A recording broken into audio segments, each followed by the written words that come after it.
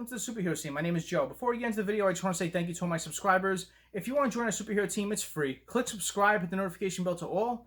Thank you all so much. Let's get started. I know the restore of the SnyderVerse is a popular thing nowadays, especially with the Snyder Cut being out, and a lot of people want to see Justice League 2, Justice League 3, and the future of the SnyderVerse go on with the DCEU. I do as well, but I think Zack Snyder already got that in motion with the 2 scenes he added in this. And it's just pure brilliance. WB said that they didn't want him to add additional scenes and shoot more, but he did. And here's the genius behind it, because when you think about it, you're kind of like, okay, so he included them for a reason. He included it to spark the interest, get the fans wanting to see more, which I knew they were going to want to anyway, but it got WB execs thinking, you know, he established a whole universe with these 2 scenes he added. You know, the Martian Manhunter scene was key. The scene with the nightmare sequence at the end, that was the cliffhanger that left everybody hanging, which it literally did. You saw evil Superman come, and, you know, you saw Batman, Joker, Deathstroke, Cyborg, Flash, Mira, all wondering what the hell is going to happen now as Superman came roaring down, his eyes lighting up. So, yeah, that was a huge cliffhanger to leave fans on, and WB execs, because they know that they've created a cash cow with this. You know, this movie brought in a lot of viewership. I know a lot of people have seen this. I myself have seen it 4 times. I know a lot of people have seen it multiple times.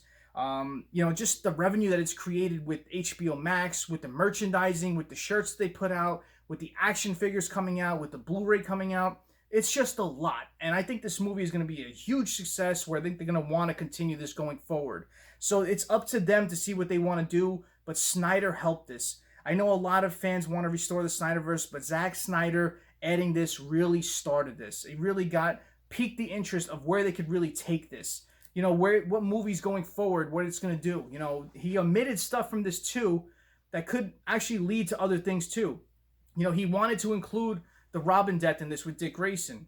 You know, they said that there was going to be nightmare sequences of that shown in this movie. We didn't get that. So could it be that they held him off on this because we're going to get that possibly in the Batman series in HBO Max if that gets greenlit? So there's a lot of different ways where you can see what's been added and what's been left out, where it really can say there might be something brewing behind the scenes that they're going to maybe announce to fans in time. So it's interesting to keep an open mind about, because, you know, Deborah Snyder said that, oh, they went off and shot so much more stuff.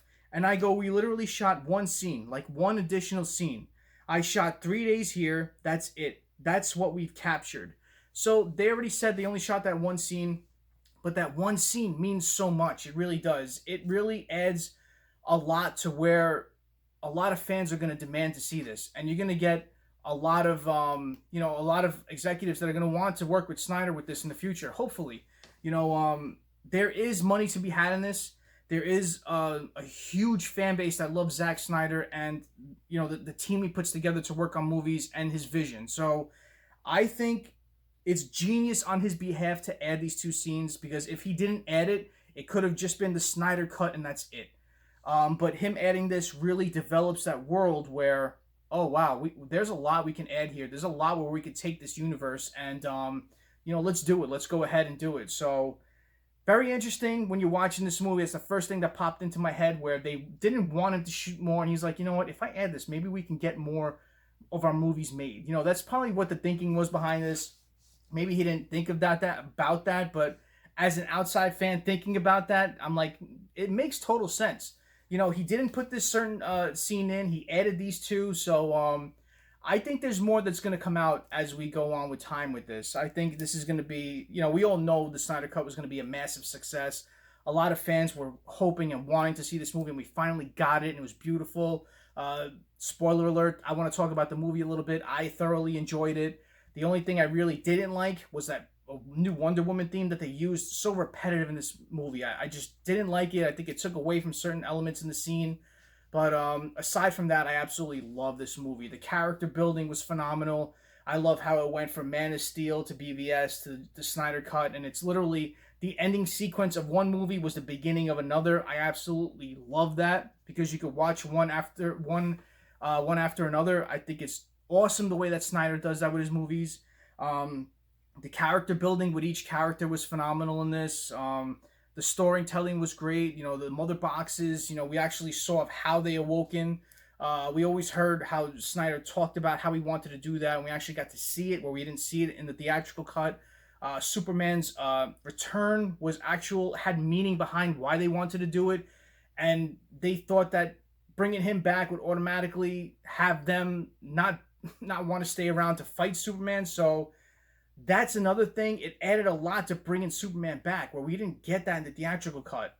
The villains were awesome in this. The villains had backstories, and you kind of gave Steppenwolf, who was a murdering monster, you know, an angle where a lot of fans were kind of like, you know, giving it to him a little bit, where, you know, siding with his story a little bit. And a lot of fans do that with certain villains. So it gave him a human side to his alien side. But, you know, it's cool the way this movie was. It added a lot, and I thought Zack Snyder did a tremendous job with it. The action sequences were great. You know, it was something that we all waited for, and it delivered on every single level. So, the cliffhanger was great, and that's why I wanted to talk about this in this video, because I know the Restore the Snyderverse is a huge thing, and a lot of fans want that. I myself included. I really want to see more of this. But, Zack Snyder is a genius for adding these two scenes, because they really gave us a lot to look forward to, a lot of wanting to see this now. And I think it gave them, you know, aside from seeing it on paper, it gave them a visual of what they can do with it. You know, I know that a lot of people have read what Snyder said about how he wanted to handle Justice League 2 and Justice League 3. But until you see his vision on the screen, then you're like, oh, okay, I could really see how this is going to, you know, be a part of a movie. So, you know, it gave them a thing to say, well, okay, I think we got something here. And I think the fan base is really going to want to see this. So, genius move on Snyder's part to add these scenes. I think the Martian Manhunter scene was awesome, too. You know, it was originally supposed to be 2 Green Lanterns that come to Bruce Wayne at the Batcave. But they made it to Martian Manhunter, and he said that Darkseid's coming, and basically said, I'm here for you when you need me.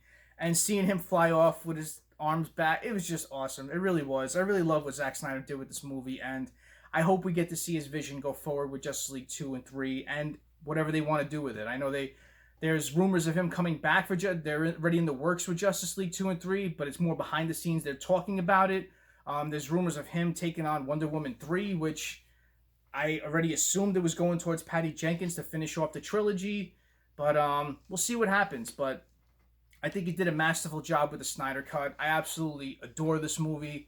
It's been awesome to keep watching, and every time you watch it, you love it more and more, and you pick up on more and more stuff. So I don't know if everybody's been getting that as they watch it more and more, but you know, the nightmare sequences, just they add a lot to this. You know, seeing Wonder Woman dead, you know, I know that was a big thing. Seeing Aquaman die in the nightmare sequence. You know, just seeing Superman under mind control, possibly killing Batman, and, you know, Lois Lane being dead in his arms. It's just, I think that was Lois Lane. I don't know if it was Lois Lane or Batman. I think it was Lois Lane. But, you know, seeing evil Superman with Batman's cowl in his hand, it's just, it's a lot. It was a lot to take on, and, man, this movie just delivered on all levels. So, comment below what you think about this. Do you think Zack Snyder intentionally put this in to create and spark the Snyderverse? Comment below and let me know. And as always, thank you all for watching. I really appreciate your time. Smash that like button. If you haven't done so, subscribe to the superhero scene. Join our superhero team. Have a great rest of the day. Have a great night. Take it easy. Stay safe.